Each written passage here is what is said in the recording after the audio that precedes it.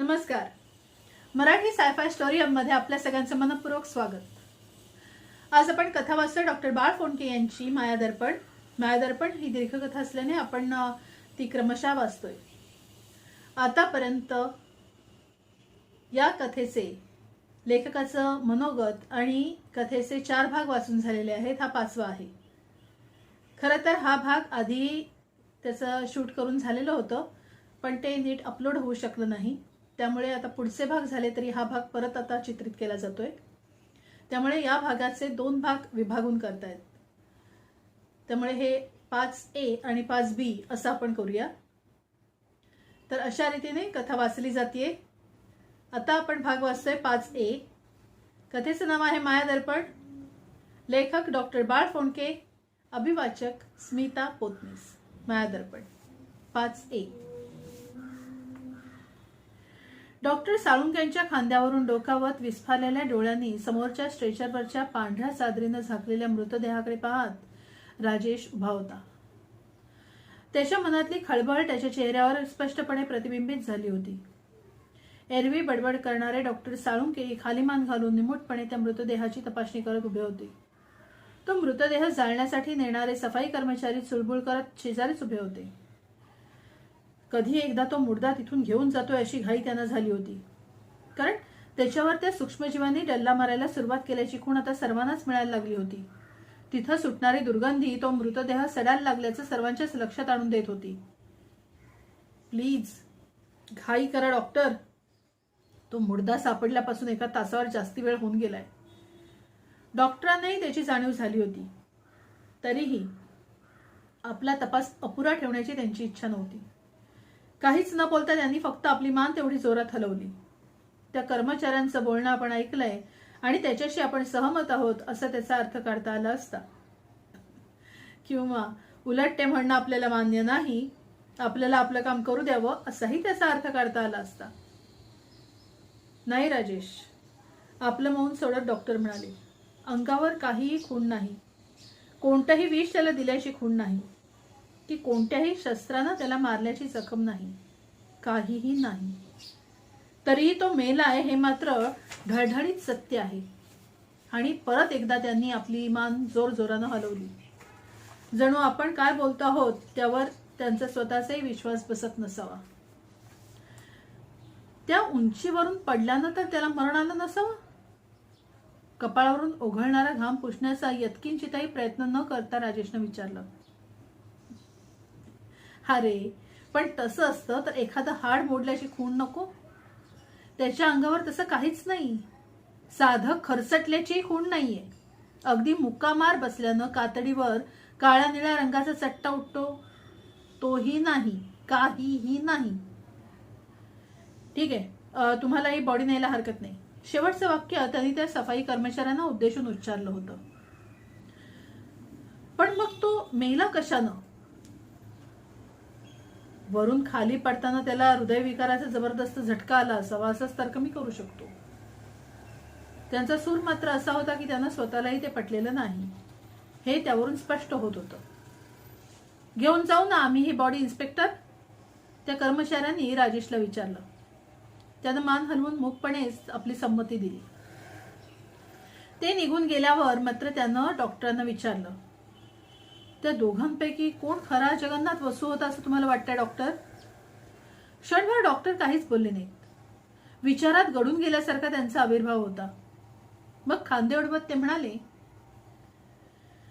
ते तर तुझं काम आहे Rajesh. It is in your jurisdiction.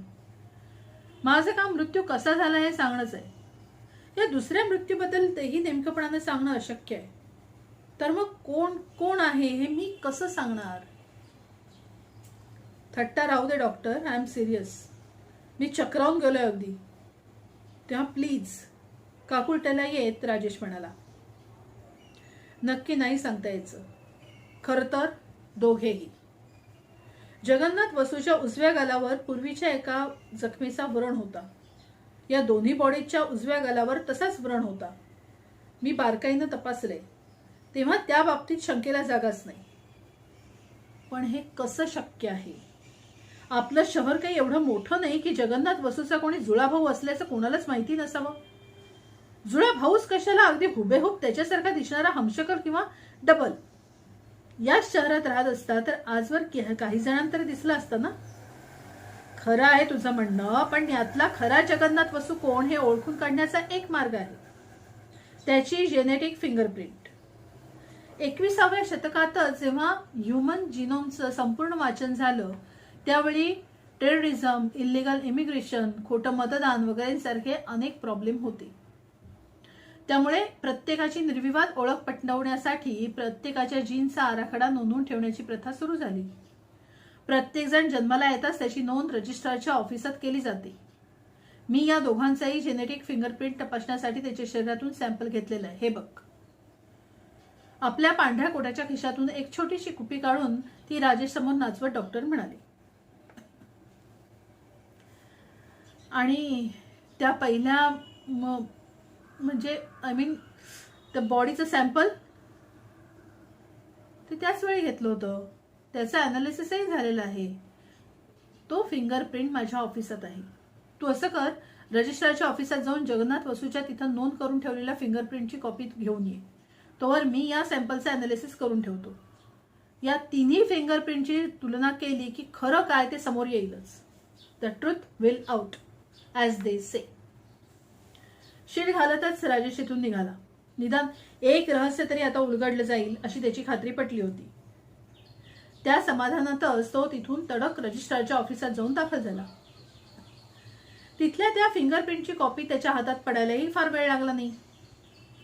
तिथून थेट डॉक्टरांच्या ऑफिसात येत त्यानं ती त्यांच्या स्वाधीन केली आणि त्यांना ती पुरती पाहायलाही वेळ न देता अधीरतेनं विचारलं, वेल डॉक्टर, कोण होता जगन्नाथ वसू?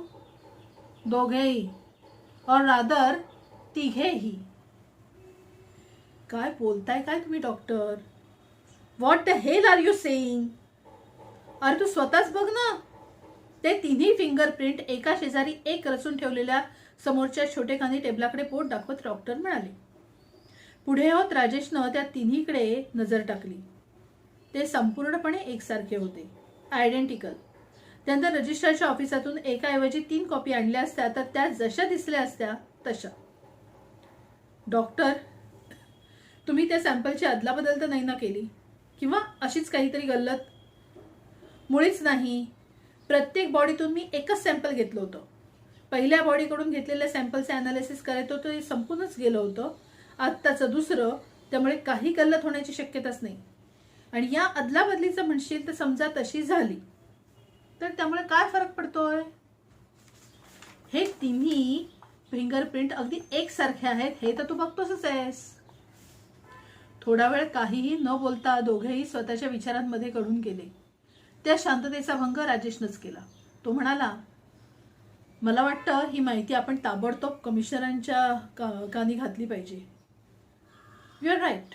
चल, मीही येतो तुझ्याबरोबर. आणि त्यांनी ती माहिती दिल्यानंतर कमिशनरांच्या चेहऱ्यावर जे भाव उमटले ते पाहता डॉक्टर आपल्याबरोबर आले ते योग्यच झालं याची राजेशला ग्वाही मिळाली.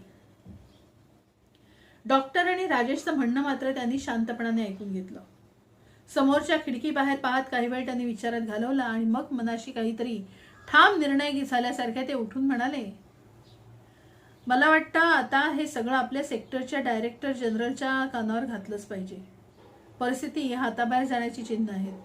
अशा वेळी आपल्याला केवळ आपल्याच हिमतीवरती हाताळत न बसता एक्सपर्टची मदत घेतली पाहिजे.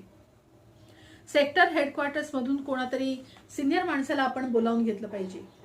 इन्स्पेक्टर राणे, तूही माझ्याशी सहमत होशील असं मला वाटतं. राजेशची स्थिती अवघडल्यासारखी झाली होती. तरीही धीर करून तो म्हणाला, तुमच्या म्हणण्याला कबुली देणं म्हणजे मी ही परिस्थिती हाताळायला असमर्थ आहे किंवा इनकॉम्पिटंट आहे असं कबूल करण्यासारखं आहे सर. तरीही मी तुमचं म्हणणं मान्य करतो. खरं तर मीच तुम्हाला तसं सजेस्ट करणार होतो, कारण ते सगळंच इतकं विलक्षण आहे की मला काहीही सुचत नाही. एकाच व्यक्तीचा 2-2दा कसा मृत्यू होऊ शकतो? एकदा मेल्यावर आणि त्याचा मृतदेह जाळून टाकल्यावर तीच व्यक्ती जिवंत कशी काय होऊ शकते? मलाच काय, पण डॉक्टरांनाही या प्रश्नांची उत्तर देता येत नाहीयेत. तेव्हा खरं आहे तुझं म्हणणं. तुझ्या प्रश्नांची उत्तरं मीही देऊ शकत नाहीये. तू असमर्थ आहेस म्हणून आपण वरची मदत घेतोय असं नाहीये. कदाचित हे प्रकरण वाटतं तितकं साधं नसावं. त्यापाठी काहीतरी अधिक विखारी डाव असावा असाही संशय मला येतोय. त्यामुळेच आपण वेळेवरच हेडक्वार्टरला सावध करून त्यालाही आपल्याबरोबर घेतलं तर तो डाव हाणून पाडायला आपल्याला मदत करू शकेल. कमिशनरांनी मीटिंग संपल्याची खूण करताच राजेश आणि डॉक्टर दोघेही उठले. डॉक्टर परत जाण्यासाठी वळले, पण राजेश जागच्या जागेच उभा होता. त्याच्या मनात कसला तरी विचार आला होता. तो बोलून दाखवावा की नाही याविषयी त्याचा निश्चय होत नव्हता. शेवटी धीर करून तो बोलला, सर, पूर्वी कधीतरी 20व्या-21व्या शतकाचा इतिहास वाचत असताना क्लोनिंग म्हणून काहीतरी वाचल्याचं मला आठवतंय. जनावरांच्या अगदी हुबेहूब म्हणजे फोटो कॉपी असाव्यात अशा कॉपीज बनवण्याचं काहीतरी टेक्निक त्यावेळी डेव्हलप झाल्याचं मी वाचलं होतं. त्याचाच हा प्रकार तर नसेल? कमिशनरही थोडा वेळ बुचकळ्यात पडले आणि मग मान हलवत ते म्हणाले, आय डोंट थिंक सो. त्यावेळीही शेळ्या मेंढ्यांचे आणि उंदरा सशांचे तसे क्लोन तयार केले होते, पण माणसांचा नाही. तसा करण्यावर बंदी घालण्याचाच त्यावेळच्या सरकारचा विचार होता. एक दोघांनी आपण तसे क्लोन जन्माला घातल्याचा दावाही केला होता, पण त्यात तसं फारसं काही तथ्य नसल्याचंच दिसून आलं होतं. Doctor, you might know more about this. दारात पोचलेले डॉक्टर उलटे फिरून परत राजेश होता तिथं आले. You are right sir. तशी बंदी 21व्या शतकात घातली गेली. त्यानंतर कोणी तसा प्रयत्न केल्याचं माहिती नाही. शिवाय जरी अशा कॉपी जन्माला घातल्या गेल्या तरी मूळ आणि कॉपी एकाच वेळेचे असत नाही. त्यांच्यात काही वर्षांचं, जवळजवळ एका पिढीचं अंतर असतं. फर्दर मोर, त्या वेळी ज्या शेळ्या मेंढ्यांचे क्लोन केले गेले होते तेही अर्ध्या वयातच मरण पावल्याचं, त्यांना फार लवकर म्हातारपण आल्याचं त्यावेळी दिसून आलं होतं. तेव्हा जगन्नाथ वसूचे असे क्लोन तयार केले गेले असण्याची शक्यता जवळजवळ नाहीच असं म्हणता येईल. पण क्लोन नसतील तर दुसरं कोणतं मशीन या कॉपीज तयार करण्याची काही शक्यता आहे का? म्हणजे जगन्नाथ वसूनं असं काही प्रयोग करून पाहिला असेल अशी शंका आहे का तुम्हाला? फॉरगेट इट राजेश, डॉक्टर म्हणाले. It is impossible. माणूसच काय, पण किडा, मुंगी किंवा झाडपालाही असा कोणत्याही यंत्राच्या मदतीनं तयार करता येत नाही. त्यासाठी सजीवामध्ये म्हणजेच लिव्हिंग ऑर्गॅनिझममध्ये चालणाऱ्या जिवंत प्रोसेसचीच मदत घ्यावी लागते. ती प्रोसेसेस शरीराबाहेर व्यवस्थित चालावी म्हणून लागणारं वातावरण, परिस्थिती निर्माण करण्यासाठी मशीन्स जरूर उपयोगी पडतात, पण नुसती मशीन्स ती प्रोसेसेस पार पाडू शकत नाहीत. जगन्नाथ वसू तर सोडच, पण खरीखुरी इन्व्हेन्शन्स तयार करणारा तो मधुकर उकिडवेही हे करू शकणार नाही. क्रमशः. धन्यवाद.